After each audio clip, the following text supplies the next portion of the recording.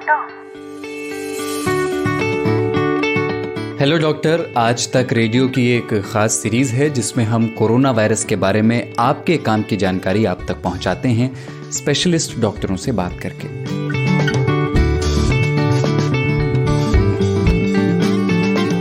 नमस्कार, आज तक रेडियो पर आपके साथ मैं हूं कुलदीप मिश्र। एक खास मेहमान हमारे साथ हैं और ये मेहमान इस वक्त हज़ारों किलोमीटर दूर स्कॉटलैंड में हैं, डॉक्टर अविरल वत्स। उनसे आज बात करेंगे। डॉक्टर साहब, बहुत बहुत स्वागत आपका आज तक रेडियो पर। जी, बहुत बहुत धन्यवाद आपका। बातचीत का विषय क्या है? कोरोना है, लेकिन कोरोना में भी क्या? आज शुरुआत करते हैं माइल्ड केसेस से। पहले समझ लें कि माइल्ड मामले क्या होते हैं। ऐसे कोरोना संक्रमण के मामले जिनमें हल्के लक्षण हैं, बहुत परेशान करने वाले नहीं होते, जानलेवा तो बिल्कुल नहीं होते, ऐसे केसेस को आप माइल्ड केसेस कह सकते हैं, यानी हल्के लक्षण वाले केसेस कह सकते हैं। दिल्ली में कोविड-19 के ऐसे माइल्ड केसेस वाले मरीजों के पास बहुत जल्द घर पर ही खुद को आइसोलेशन में रखने का विकल्प होगा, बशर्ते वे भारत सरकार के स्वास्थ्य मंत्रालय की शर्तों का पालन करें।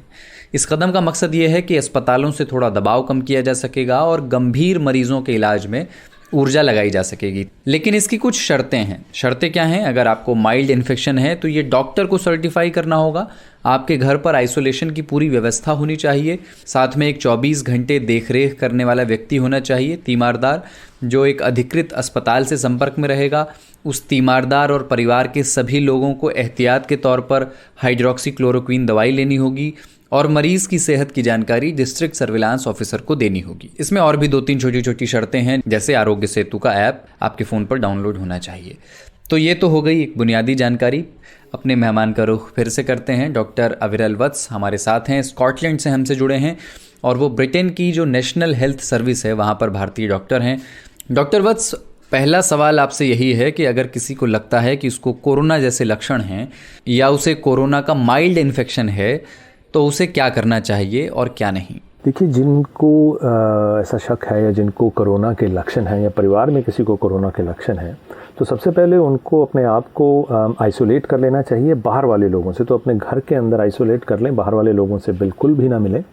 वेंटिलेटेड जो हवादार कमरा होता है उसमें अपने आप को आइसोलेट कर लें और घर का एक सदस्य जो कि वैसे हेल्दी हो, अगर जितना यंग हो उतना बेटर है, वो सदस्य आपको उनको खाना वगैरह जो भी ज़रूरत की चीज़ें होंगी वो देते रहें। वो जो खाना दे रहे हैं वो भी मास्क पहने और देने खाना और बाकी सामान देने से पहले और बाद में अपने हाथों को साबुन वाले पानी से साबुन के साथ 20 से 30 सेकंड तक ज़रूर धोएं। जिनको लक्षण है वो अपने कमरे में वो भी घर में मास्क ज़रूर पहने और जितना हो सके लोगों से 2 मीटर की दूरी, घर वालों से 2 मीटर की दूरी बना कर रखें। जब वो घर में हैं तो देखिए, बीमारी के 2 रास्ते आगे निकल सकते हैं। एक तो है कि वो घर में रहेंगे और अपने आप को कम से कम 7 दिन के लिए आइसोलेट करेंगे।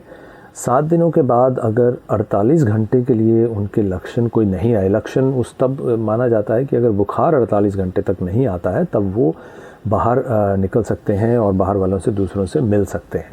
इस सिचुएशन में आपको 3-4 दिन जो लक्षण रहेंगे उन्होंने काफ़ी तकलीफ़ दे सकते हैं, कईयों को बिल्कुल तकलीफ़ नहीं होगी, ये भी है। तो वो जब तकलीफ़ देंगे 4-5 दिन में वो तकलीफ़ ठीक हो जाएगी, तो आपने कोरोना के ऊपर जंग जीत ली है घर में रहकर।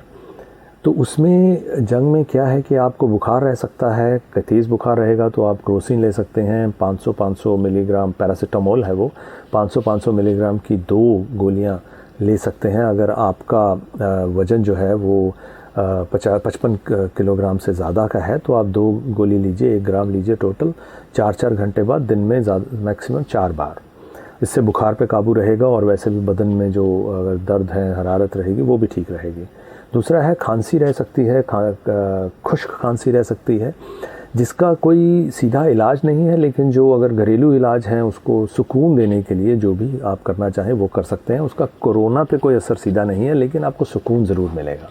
जी डॉक्टर, मान लीजिए कि मुझे फ्लू जैसे लक्षण हैं और मैं किसी तरह कोरोना का टेस्ट भी करवा लेता हूँ, माइल्ड लक्षण हैं, कोरोना पॉजिटिव भी मेरा टेस्ट आ जाता है, लेकिन मैं कब तय करूं कि अब मुझे हेल्पलाइन पर फ़ोन करना चाहिए और मुझे अब अस्पताल लिए जाने की ज़रूरत है? कि अगर आपका सांस फूल रहा है, आपको सांस आने में दिक्कत शुरू हो गई है, तब आप डॉक्टर की सलाह ज़रूर लें।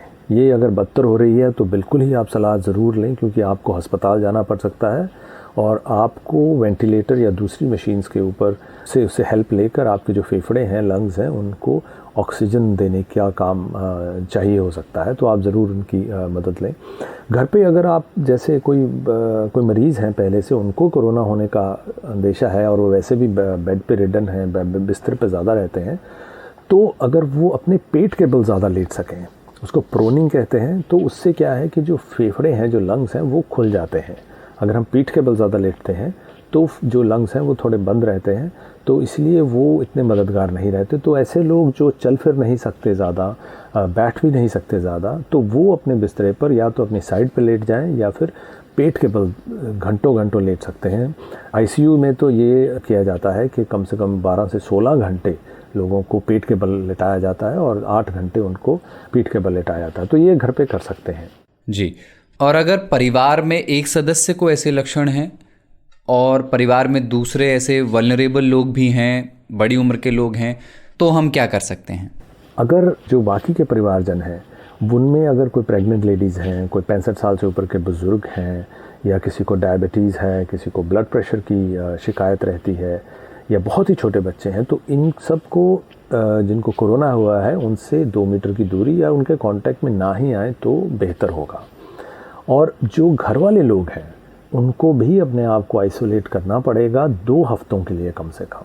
वो इसलिए कि इसी बीच में अगर उनको कहीं से कोरोना इन्फेक्शन हो जाता है तो उनके लक्षण वगैरह सामने आने में 2 हफ्ते लग सकते हैं, तो उनको अपने आप को आइसोलेट करना पड़ेगा 2 हफ्ते के लिए। जी डॉक्टर वत्स, कोविड-19 एक नए किस्म का वायरस है। बहुत ज़्यादा अभी इसके बारे में हम लोग नहीं जानते हैं, लेकिन बीते 8-10 दिनों में इस महामारी के बारे में हमें क्या नई चीज़ें मालूम हुई हैं? पिछले 8-10 दिन में देखिए रोज़ इस महामारी के बारे में नई नई चीज़ें सामने आ रही हैं, क्योंकि हमें इस वायरस के बारे में, इसके फैलाव के बारे में बहुत कुछ ज़्यादा नहीं मालूम है। काफ़ी कुछ मालूम चल रहा है लेकिन बहुत कुछ नहीं भी मालूम है, तो नई नई जानकारियाँ बहुत आ रही हैं कई देशों में। और ये जो वैक्सीन है उसकी क्लिनिकल ट्रायल्स शुरू हो चुकी हैं, वो अलग अलग स्टेजेस पर हैं। जो चाइना की जो वैक्सीन है, चाइना में यूनिवर्सिटीज़ में जो उन्होंने वैक्सीन बनाई है वो काफ़ी एडवांस स्टेज में भी है, उसकी जो क्लिनिकल ट्रायल्स चल रही हैं। एक ऑक्सफोर्ड यूनिवर्सिटी की जो इंडिया में कंपनी के साथ उन्होंने कोलैबोरेट करके बना रहे हैं, उनकी भी ट्रायल्स चालू हो गई हैं। तो ये दुनिया भर में चल रहा है और साथ के साथ जो कंपनीज़ हैं जो इस ट्रायल में हैं वो वैक्सीन्स की जो प्रोडक्शन है वो भी साथ के साथ बहुत मात्रा में कर रहे हैं कि अगर ये वैक्सीन जो है सक्सेसफुल होती है, सफल होती है, तो हमारे पास उसकी जो मात्रा है वो काफ़ी होनी चाहिए ताकि हम ज़्यादा से ज़्यादा लोगों को वो दे सकें। सुनने में यही आ रहा है कि सितंबर से पहले तक तो कुछ भी नहीं आ सकता और इसको 18 महीने तक लग सकते हैं कोई वैक्सीन सामने आने के लिए। तो ये तो एक है। दूसरा है कि टेक्निकल सी बात बताता हूँ कि अभी 2-4 दिन पहले एक और स्टडी आई हाइड्रोक्सीक्लोरोक्विन को लेकर कि ये जो दवा है जो कि वैसे मलेरिया के लिए ली जाती है, जिसको हम कनीन के नाम से जानते हैं, ये दवा जो है ये कोरोना के बचाव में कारागार है कि नहीं है। इस पे काफ़ी देर से ऐसी इन्फॉर्मेशन आ रही है कि ये बचाव कर सकती है, लेकिन मैंने खुद भी इसका डाटा देखा है, साइंटिफिक डाटा जो पब्लिश हुआ है उसमें कोई क्लियर एविडेंस नहीं था कि ये बचाव कर सकती है। तो इसको रिकमेंड अगर किया जाता है तो उसका जो एविडेंस है वो अभी तक तो सामने उस लेवल का नहीं आया कि हम बोल सकें। अभी जो एक स्टडी की गई उसमें इसकी एक बड़ी डोज़ और एक छोटी डोज़ को लेकर उन्होंने कंपेयर किया, तो उसमें भी उन्होंने उसका जो रिज़ल्ट यही था कि अभी हम इसको कह नहीं सकते कि ये बचाव में कारागार है। और अगर जो इसकी हायर डोजेज़ हैं 600 मिलीग्राम की जो हैं वो तो बिल्कुल नहीं लेनी चाहिए, क्योंकि उसके साइड इफ़ेक्ट्स काफ़ी हैं और वो घातक भी हो सकते हैं। एक और है इसका कि काफ़ी देशों में जो हम नई नई चीज़ों की बात कर रहे हैं, तो कई देश हैं जो लॉकडाउन को खोलने का सोच रहे हैं, कईयों ने ट्राई भी किया है। तो उस सब लोग काफ़ी कॉशियस हैं, सब लोग काफ़ी सोच समझ कर रहे हैं, क्योंकि इसका दोबारा से फैलने का रिस्क जो है बहुत बड़ा है। और इस जो लॉकडाउन हैं उनको बहुत ही धीरे धीरे, बहुत ही सोच समझ कर खोला जा रहा है दुनिया भर में, क्योंकि दूसरी तीसरी पीक आने का अंदेशा बहुत ज़्यादा है।